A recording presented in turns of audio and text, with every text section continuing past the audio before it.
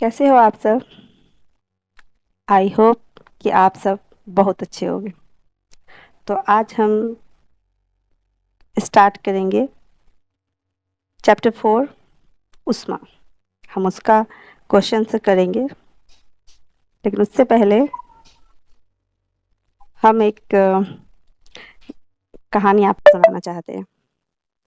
कहानी सुनने के बाद पढ़ने में ज़्यादा मज़ा आता है।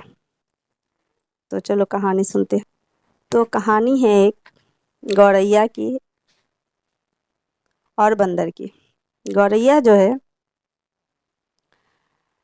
एक पेड़ पर घोंसले में रहा करती थी, और बंदर उसी पेड़ पे बंदर भी रहा करते थे। काफ़ी ठंड का समय था, बहुत ठंड पड़ रही थी। उस ठंड में गौरैया तो रह रही थी घोंसले में आराम से, लेकिन बंदरों को बड़ी ठंड लग रही थी। तो बंदरों ने में से एक बंदर ने कहा कि हम लोग क्यों ना यहाँ जो कुछ पत्ते गिरे हुए हैं पेड़ के, उन्हें एक जगह जमा कर कर इसमें आग लगा दें।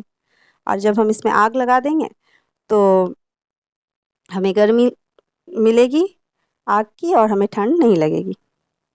ये सुनकर सभी बंदर तैयार हो गए, और बंदरों ने इसके लिए यही तैयारी शुरू कर दी। सभी ने पत्ते इकट्ठे किए। अब पत्ते तो इकट्ठे हो गए, अब भाई आग कहाँ से आएगी।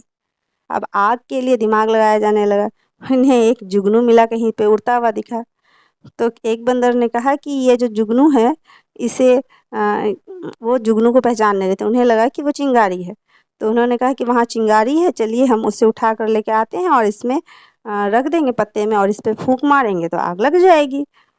लेकिन भला जुगनू से आग लगती है। गौरैया ने ये सुना तो गौरैया ने कहा कि देखिए वो चिंगारी नहीं है, बल्कि वो जुगनू है, उससे आग नहीं लगती। जब गौरैया ने यह कहा तो बंदर गुस्सा गए। उससे कहा कि तुम चुपचाप से अपने घोंसले में बैठे रहो, ज़्यादा दिमाग लगाने की ज़रूरत नहीं। गौरैया बेचारी चुप हो गई। लेकिन उसके बाद जो है बंदर गए, जाकर उन्होंने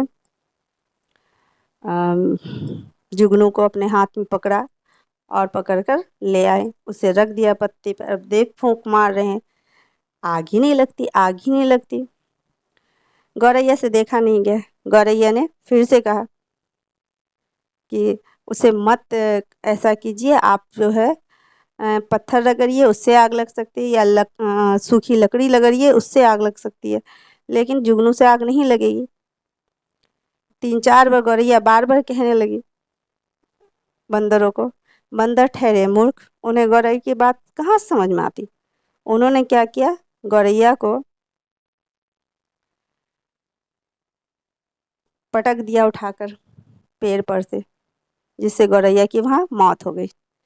यानी इस कहानी से हमें ये सीख मिलती है कि मूर्खों को हमें सीख नहीं देनी चाहिए, क्योंकि मूर्ख लोग के साथ आप कितना भी अपना वक्त बर्बाद करोगे, वो आपको कभी समझने वाले नहीं। तो हमारी कहानी आपको कैसी लगी, आई होप अच्छी लगी होगी। तो अब आते हैं हम लोग चैप्टर की तरफ। क्वेश्चन से शुरू करते हैं हम। चैप्टर 4 विज्ञान का उष्मा। पहला सवाल है, प्रयोगशाला तापमापी तथा डॉक्टरी थर्मामीटर के बीच समानताएं और अंतर दोनों लिखना है। यानी समानता क्या होती है और अंतर क्या है, दोनों ही हमें बताना है। तो समानताएं सबसे पहले जानते हैं।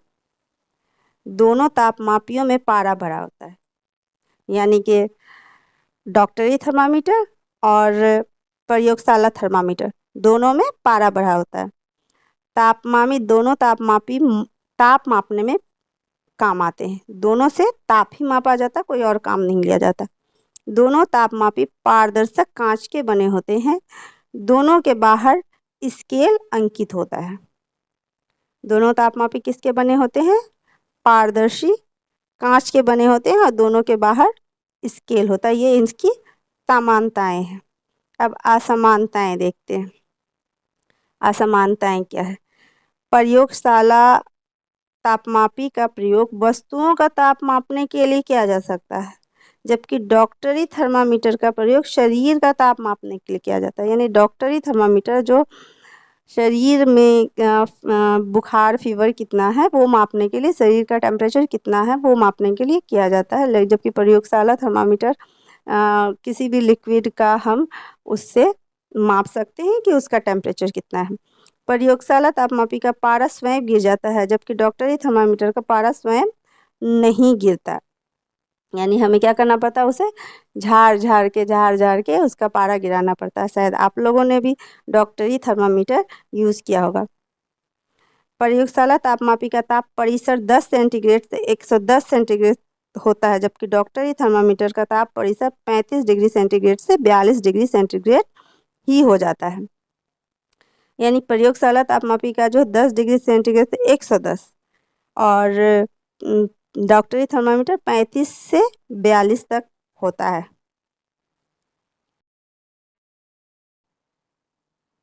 ऊष्मा चालक तथा ऊष्मारोधी प्रत्येक के दो दो उदाहरण दीजिए। ऊष्मा चालक क्या है? ये उदाहरण: स्टील, तांबा, एल्युमिनियम, चांदी। और ऊष्मारोधी लकड़ी, प्लास्टिक, वाय, कपड़ा। तो ऊष्मा चालक क्या है, आपने पढ़ा ही होगा। ऊष्मा चालक जिससे होकर ऊष्मा पार कर जाती है, यानी जिसमें ऊष्मा प्रवाहित हो जाती है, वही ऊष्मा चालक है। और ऊष्मारोधी जिसमें ऊष्मा प्रवाहित नहीं हो पाती। इसलिए आप देखते होंगे कि जो भी बिजली के तार होते हैं वो किसके बने होते हैं? एल्युमिनियम का या तांबा का बिजली का तार बना होता है।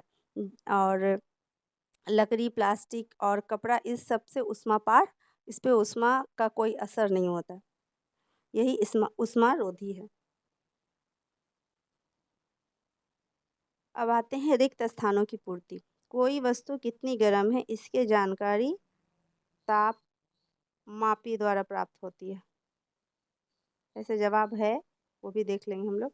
उसकी जानकारी तापमापी द्वारा प्राप्त होती है। उबलते हुए पानी का ताप डैश तापमापी से नहीं मापा जा सकता। किससे? डॉक्टरी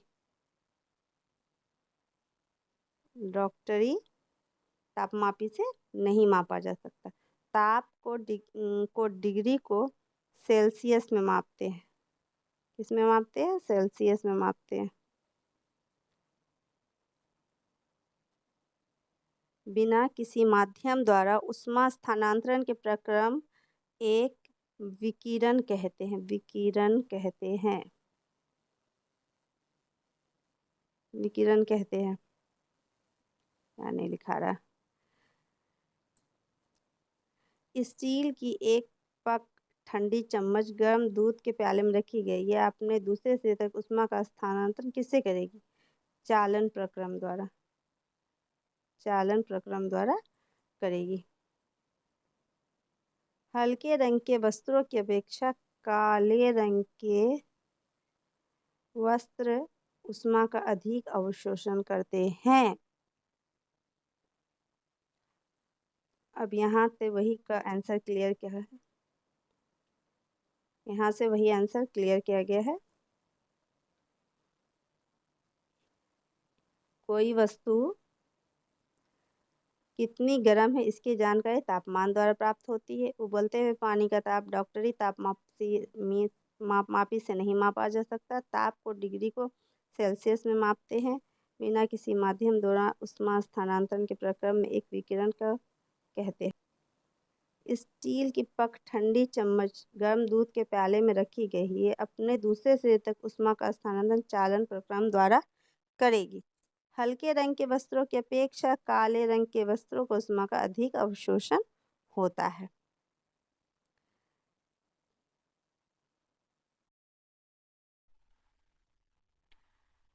कॉलम ए से कॉलम बी को मिलान कीजिए।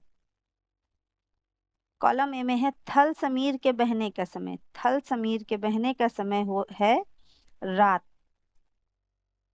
और समुद्री समीर के बहने का समय है दिन। गहरे रंग के कपड़े पसंद करने का समय है सर्दियाँ। और हल्के रंग के पसंद करने का समय है गर्मियाँ। देखिए यहाँ इसका मिलान क्या हुआ है। थल समीर रात को, समुद्री समीर दिन को, गहरे रंग के पसंद करने का समय सर्दियाँ और हल्के रंग के पसंद करने का समय गर्मियाँ। सर्दियों में एक मोटा वस्त्र पहनने की तुलना में उसी मोटाई के कई परतों का बना वस्त्र अधिक उष्णता क्यों प्रदान करता है? व्याख्या कीजिए। यानी कि एक मोटा वस्त्र पहनिए या फिर उसी मोटाई का कई परतों वाला जब वस्त्र पहनिएगा तो वो ज्यादा उष्ण होता है, वो कैसे? सर्दियों के एक मोटे वस्त्र की तुलना में कई परतों का बना वस्त्र अधिक उष्णता प्रदान करता है, क्योंकि वस्त्र की जितनी अधिक परतें होंगी उनके बीच वायु भी उतनी अधिक मात्रा में एकत्र होगी, जो उष्मा के कुचालक है। वायु की अधिक परत होने के कारण इसकी कुचालक क्षमता बढ़ जाती है और वस्त्र अधिक उष्णता प्रदान करता है। यानी कि सर्दी में जब हम 2-3 परतों वाला कपड़ा पहनेंगे तो हर परत में जो है वायु अ, अधिक एकत्र होगी और जो उष्मा का कुचालक होता है, और इस तरह से जो है उसकी कुचालक क्षमता बढ़ेगी और वस्त्र अधिक उष्णता प्रदान करता है हमें। और सेम यही सिचुएशन अगर आप एक मोटा कंबल ओढ़िएगा तो उसमें भी आपको वैसा ही होगा, और अगर 2 कंबल ओढ़िएगा तो वो जो है आपको ज्यादा गर्मी देगा। अब नीचे गए चित्र में अंकित कीजिए कि कहाँ कहाँ चालक संवहन तथा विकिरण द्वारा उष्मा स्थानांतरण हो रही है। ये देखिए, ये संवहन हो रहा है और ये चालन हो रहा है, सबका दाग दिया हुआ, और विकिरण हो रहा है। कहाँ कहाँ से कौन कैसे उष्मा स्थानांतरित हो रही है? एक संवहन द्वारा, वाहन चालन द्वारा और विकिरण द्वारा।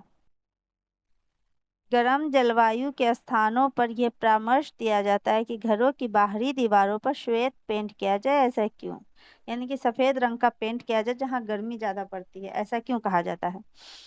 तो गर्म जलवायु के स्थानों की घरों की बाहरी दीवारों के श्वेत पेंट करने की सलाह दी जाती है, क्योंकि श्वेत रंग उष्मा का अच्छा परावर्तक है तथा वो उष्मा को अवशोषित नहीं करता, जिस कारण बाहर की उष्मा घरों में प्रवेश नहीं कर पाती। यानी हल्के रंग के, यानी सफेद रंग की जो है वो उष्मा को अपनी तरफ अवशोषित नहीं करता, इस कारण से जो है घर ठंडा रहेगा, बाहर की गर्मी घर के अंदर प्रवेश नहीं कर पाएगी। बस वही सिचुएशन है ठंडी में, गर्मी में लोग जो है हल्के कपड़े पहनने की सलाह दी जाती है, गर्म कपड़े नहीं पी जाती, ताकि हल्के कपड़े जो है उष्मा को कम अवशोषित करे। 30 डिग्री सेंटीग्रेड के लीटर जल को 50 डिग्री सेंटीग्रेड के 1 लीटर के साथ मिलाए गए मिश्रण का ताप क्या होगा? तो उसका आंसर होगा ये, 30 डिग्री सेंटीग्रेड से 50 डिग्री सेंटीग्रेड तक। देखिए आंसर दिया हुआ, 30 डिग्री से 50 डिग्री सेंटीग्रेड तक। 40 डिग्री सेंटीग्रेड के ताप के लोहे की किस गोली कटोरी में किसी गोली की को कटोरी में भरे 40 डिग्री सेंटीग्रेड ताप के जल में डुबाया जाए, इस प्रक्रिया में उष्मा क्या होगी? लोहे की, क्या होगा इसका आंसर? लोहे की गोली से जल की ओर स्थानांतरित होगी, ना तो लोहे की गोली से जल की ओर तथा ना ही जल की लोहे की गोली की ओर स्थानांतरित होगी। जल के से लोहे को गोली और स्थानांतरित होगी, दोनों ताप में वृद्धि कर देगी, जबकि आंसर ये होगा ना तो लोहे की गोली से जल की ओर और तथा ना ही लोहे के गोली जल से लोहे की गोली की ओर स्थानांतरित होगी, क्योंकि दोनों का तापमान सेम है। लकड़ी की एक चम्मच को आइसक्रीम के प्याले में डुबोया गया, इसका दूसरा असरा क्या होगा? चालन के कारण ठंडा हो जाएगा, संवहन के कारण ठंडा हो जाएगा, विकिरण के कारण ठंडा हो जाएगा। तो चूंकि हम जानते हैं कि लकड़ी का चम्मच है, इसलिए इसमें ना ही संवहन होगा और ना ही चालन होगा, तो इसका क्या आंसर होगा? ठंडा नहीं होगा। कह रहा है कि स्टेनलेस इस्पात की कढ़ाई को प्रायः कॉपर की तली में लगाया जाती है, इसका कारण क्या हो सकता है? तांबे की तली कढ़ाई को अधिक टिकाऊ बना देती है, ऐसी कढ़ाई देखने में सुंदर लगती है, स्टेनलेस इस्पात की अपेक्षा तांबा उष्मा का अच्छा चालक है, स्टील इस्पात की अपेक्षा तांबे को साफ करना अधिक है। तो आंसर ये होगा स्टेनलेस इस्पात की अपेक्षा तांबा उसका चालक है, अच्छा चालक। स्टेनलेस इस्पात की अपेक्षा तांबा उष्मा का अच्छा चालक है कि गोली से जल की ओर, या यहीं तक होगा अच्छा चालक है, ये यहाँ तक, ये दूसरा आ गया है, ये गलती से मिसप्रिंट हो गया है।